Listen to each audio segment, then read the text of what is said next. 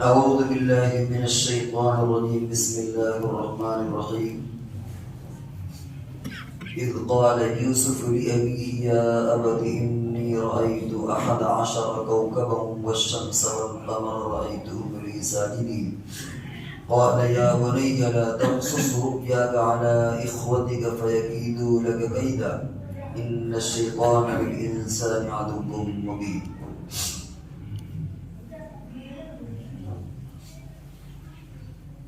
ان آیات میں سورہ یوسف علیہ السلام کے تعلق سے جو اس صورت کے اندر فوائد بیان کیے گئے اور یہ بات بار بار آئی کہ زندگی جو انسان گزار رہا ہے جس شعبے میں بھی ہے اور جس کنڈیشن میں ہے جس حالات میں اسے اپنے لیے کوئی نہ کوئی نمونہ ضرور مل جائے. تو جو اس صورت کے فوائد ہیں سلسلہ چل رہا تھا کہ یوسف علیہ السلام نے خواب دیکھا, اپنے ابا سے بتایا اور والد صاحب نے منع کیا کہ اپنے بھائیوں سے اس خواب کا تذکرہ مت کرنا. تو سلسلہ یہاں تک پہنچا تھا کہ خواب کی تعبیر فتوے کی طرح ہوتی ہے. آدمی جس کو معلوم نہیں ہوتا اسے نہیں بتانا چاہیے, اور خواب بھی یا تو اپنے دوست کو یا سمجھدار انسان ہی کو بتانا چاہیے. ہر اہل غیرے کو خواب بتانے کی بھی ضرورت نہیں. حضرت یوسف علیہ السلام نے جو خواب دیکھا تھا بلا شبہ بہت مبارک خواب تھا کہ میں دیکھ رہا ہوں کہ 11 ستارے مجھے سجدہ کر رہے ہیں, سورج اور چاند مجھے سجدہ کر رہے ہیں. ان کی تعبیر آگے کیا ہے وہ آگے آئے گی. سجدہ کا کیا مطلب ہے اور اس شریعت کے اندر سجدے کی اجازت ہے یا نہیں ہے. سجدہ عبادت کا بھی ہوتا ہے, تعظیم کا بھی ہوتا ہے. کس سجدے کی اجازت ہے کس سجدے کی اجازت نہیں ہے وہ انشاءاللہ بعد میں بات آئے گی. یہاں تو یاد کرنا ہے کہ یہ خواب اچھا تھا اور اس کی تعبیر کے آنے میں یعنی تعبیر کا زمانہ جب آئے گا تب تک یوسف علیہ السلام کو جن حالات سے گزرنا پڑا وہ آزمائشوں کا دور ہے. اس لیے کبھی ایسا ہوتا ہے کہ انسان کے لیے اچھے حالات آنے والے ہوتے ہیں لیکن کبھی اس سے پہلے انسان کو آزمائشوں سے گزرنا پڑتا ہے. یوسف علیہ السلام کو جن آزمائشوں سے گزرنا پڑا ان میں ایک تو یہ کہ کنویں میں آپ کو ڈالا گیا, خود ایک مستقل مصیبت کی چیز تھی. پھر قافلہ آیا, کنویں سے نکال کر کے آپ کو بیچا, تو انسان اس کو جانوروں کی طرح بیچ دینا یہ بھی ایک انسان کی توہین بھی ہے. اور ملک سے بھی دور کر دیا ان کو, ان کے والدین یعنی ان کے رشتہ داروں سے بھی, خاص طور سے والد صاحب سے بھی ان کو دور کر دیا. مصر میں پہنچے تو غلام بنا لیے گئے. غلامی کی زندگی بھی پریشان کن ہوتی ہے, بے عزتی کی ہوتی ہے. اس کے بعد جب عزیز مصر کے یہاں رہے تو وہاں ان کو آزمائشوں سے گزرنا پڑا. عزیز مصر کی بیوی نے الزام لگایا اور بالآخر ان کو جیل جانا پڑا, اور 1-2 دن کے لیے نہیں تقریباً آج سے 10 سال بعد روایتوں میں 12 سال جس کو ہم عمر قید کہتے ہیں اتنے دن ان کو جیل میں رہنا پڑا. ان تمام آزمائشوں تھے لیکن پھر بہرحال وہ اس ملک کے بادشاہ بنے. تو یہ خواب نبوت کا 46واں جز ہے, اور 46واں چونکہ حضور علیہ السلام پر 23 سال وحی اتری ہے اور 23 کا آدھا اگر اس کو آدھا کر دیں گے تو 46 شش ماہیاں اس کے اندر نکلے گی.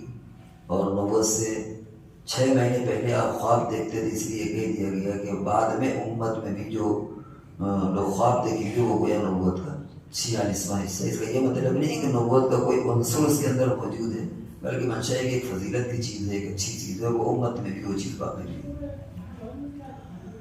یعقوب علیہ السلام نے فرمایا کہ تم اس خواب کو اپنے بھائیوں کو بیان مت کرنا.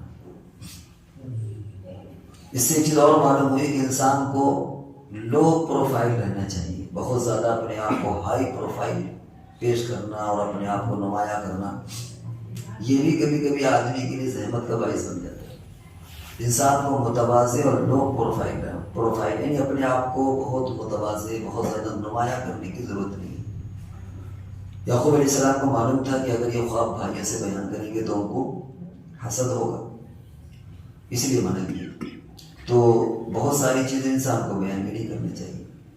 اور یہ بات کل بھی آئی کہ نعمت کا اظہار آدمی کر سکتا ہے لیکن اگر کہیں حسد ہو تو پھر نعمت کا اظہار بھی نہیں کرنا چاہیے۔ حسد ایک بہت بری چیز ہے، بھائیوں کو بھی حسد ہوا اسی بنیاد پر انہوں نے کنویں میں ڈالا۔ روایتوں میں آتا ہے کہ حسد کرنے والوں کو اس طرح کھاتی جس طرح آگ لکڑی کو کھا جاتی ہے، کیونکہ حسد در حقیقت یہ اللہ پر ایک اعتراض ہوتا ہے کہ اللہ آپ نے اس کو یہ بات کیوں دے دیا، یہ نعمت کیوں دے دی، مستحق تو میں تھا، مجھے دینا چاہیے، آپ کو اسے نہیں دینا چاہیے۔ تو اللہ کی عطا پر اعتراض ہے۔ اللہ تبارک و تعالیٰ کسی کو دے نہ دے اس کی حکمت ہے، ہم کون ہوتے ہیں فیصلہ کرنے والے کہ اس کو زیادہ ملا، تو انسان جتتا ہے اور یہ اللہ کے فیصلے پر اعتراض ہوتا ہے، اس کی حکمت پر اعتراض ہے کہ اللہ نے آپ کو اس کو اتنا نہیں دینا چاہیے، پھر آپ نے اس کو اتنا دے دیا۔ اور علاج کیا ہے؟ علاج یہ ہے کہ انسان کو جس سے یہ محسوس ہو کہ یار ہم کو حسد ہونے جا رہا ہے تو اس کے لیے دعائیں شروع کر دیں، یعنی حسد کرنے والے کی ذمہ داری یہ ہے کہ وہ جس سے حسد کر رہا ہے اس کے حق میں دعائیں شروع کر دیں کہ اللہ آپ اس کے مال میں اور اضافہ فرما، کاروبار میں اور اضافہ فرما، اور اس کو ترقیات سے نواز۔ بظاہر بڑا ٹیڑھا مسئلہ ہے جس سے وہ چل رہا ہے، اس کے لیے اضافے کی دعا کیوں کرے گا؟ لیکن علاج یہی ہے، بغیر اس کے اس کا چارہ نہیں۔ اسی طرح ایک چیز اور یہاں پر یعقوب علیہ السلام نے فرمایا کہ اے میرے بیٹے اس قصے کو اپنے بھائیوں کو مت بیان کرنا، فَيَكِيدُوا لَكَ كَيْدًا، کیونکہ وہ تمہارے خلاف ہی تدبیریں کریں گے، سازشیں کریں گے، تمہیں نقصان پہنچائیں گے۔ اس سے چیز اور سمجھ میں آئی کہ بات جب آدمی کہے کسی سے تو بات دلیل کے ساتھ ہونا چاہیے۔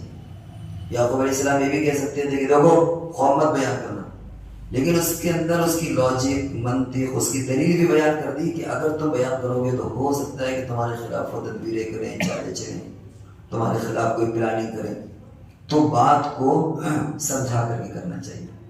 نبی اکرم صلی اللہ علیہ وسلم کا معمول بھی ایسے ہی تھا۔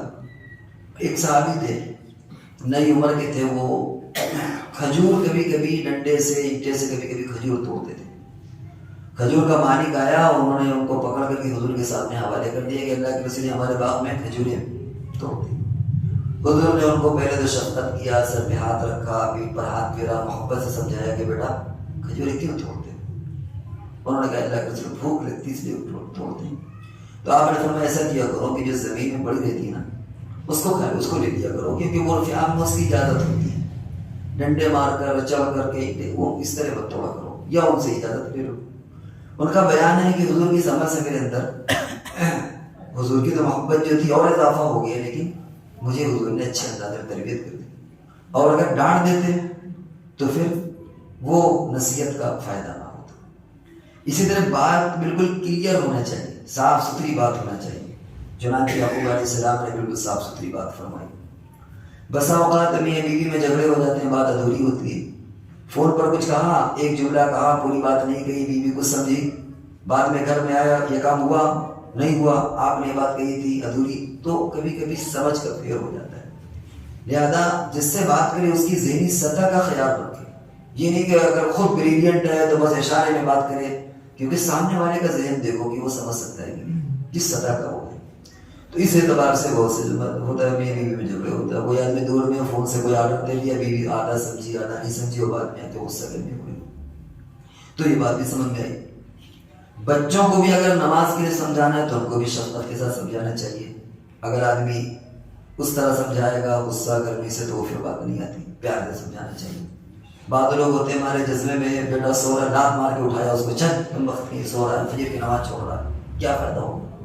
ہو سکتا ہے بچپنے میں نہ بولے، لیکن جب جوان ہوگا تو وہ اس کا بدلہ لے گا آپ سے، کہ ہر ایک کی عزت نفس ہوتی ہے، اس کی عزت نفس کا آپ نے خیال نہیں کیا تو جوانی میں آپ سے بدلے لے گا جب آپ بوڑھے ہو جائیں گے، اور پیار سے اٹھائیں اس کو تو زیادہ کارگر ہوگی وہ چیز۔ اسی طرح اس سے ایک چیز اور معلوم ہوئی کہ بدگمانی سے بھی بچانا چاہیے۔ چنانچہ یعقوب علیہ السلام نے فرمایا ان الشیطان لکم عدو مبین، کہ بیٹا اگر بھائیوں کی طرف سے کوئی تمہیں تکلیف پہنچے تو بھائیوں کو معاف کر دینا، کیونکہ یہ شیطان کی طرف سے ہوگا، یہ شیطان کی طرف سے وہ بہکا دیا ہوگا ان کو، اتنا ان کو معاف کر دینا۔ تو بدگمانی سے بھی بچانا چاہیے۔ اور آخری چیز یہ کہ بچوں کو بھی بڑوں کی باتوں کو ماننا چاہیے۔ اگر یعقوب علیہ السلام یوسف علیہ السلام نے یعقوب علیہ السلام کی بات کو بالکل مان لیا ہوتا، اس وقت بچپنا تھا، بہرحال بتا دیا بھائیوں سے، خواب کو اگر نہ بتایا ہوتا تو شاید یہ حالات نہ آتے، لیکن بتا دیا تو تھوڑی سی پریشانی آئی، حالانکہ وہ اللہ کا فیصلہ ہوتا ہے، وہ سب مقدرات کی چیزیں ہوتی ہیں، ان کو تو جانا ہی تھا، مصر کا بادشاہ بننا تھا، سب کچھ ہونا تھا، لیکن بہرحال تو یہ اس صورت میں بہت سارے ہمیں فوائد ملتے ہیں اور انہیں ہمیں اپنی زندگی میں اپلائی کرنا چاہیے اور پر عمل کرنا چاہیے۔